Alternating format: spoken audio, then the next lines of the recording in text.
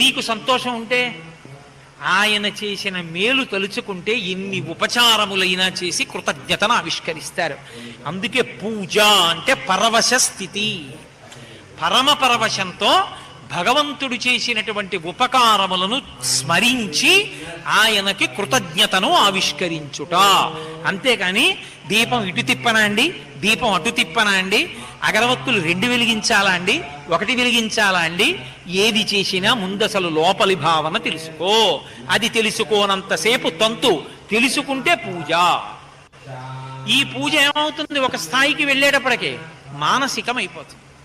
అది పై స్థాయి అంటారు. అంటే అప్పుడు ఉపకరణములు అక్కర్లేదు దగ్గర. ఆ కృతజ్ఞతాభావం లోపల బాగా పెరిగిపోతే మనసు వెంపర్లాడిపోతుంది పూజ చేస్తానని. ఆ వెంపర్లాడిపోయినప్పుడు ఎలా ఉంటుందో, ఎలా చేస్తుందో శంకరాచార్యుల వారు చెప్పారు.